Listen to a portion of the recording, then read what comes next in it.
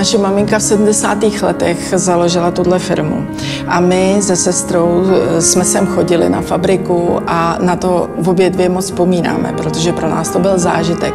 Naučila nás šít, vyšívat a vytvářela v nás nějaký zájem o to, jak se vlastně ta podprsenka vyrábí.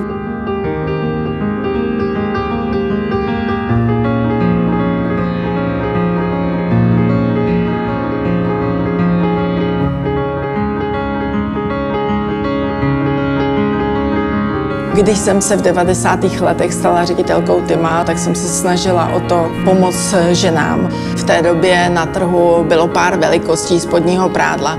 Dneska v Tymu vyrábíme více jak 55 velikostí v několika střizích a dokážeme obléknout každou ženu.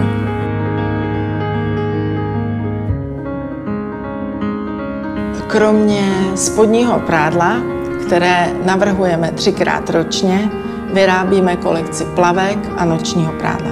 Všechny naše kolekce vznikají přímo tady v Litoměřicích, v hlavách a pod šikovnýma rukama našich návrhářek, které je testují na skutečných ženách. Výroba spodního prádla obklopuje naši rodinu již přes 60 let. V tehdejším Československu bylo přes 1500 textilních závodů. Dneska v Severočeském kraji, kde se Tymo nachází, byste je spočítali na prstech jedné ruky. A je to právě díky umění vyrobit tak komplikovanou věc, jako je podprsenka, které umožňuje Tymu podnikat v textilním průmyslu i dnes.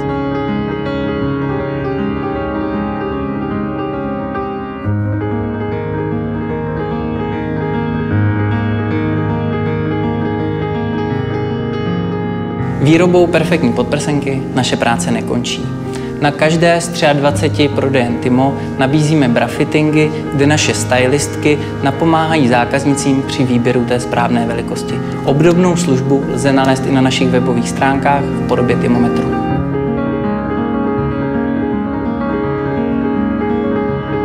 Jsme si vědomi toho, že naše zákaznice je dneska velmi náročná, protože sleduje všechny trendy. A my se snažíme jí ty trendy nabízet, dokonce je i tvořit. A to všechno děláme s respektem ke kráse českých žen.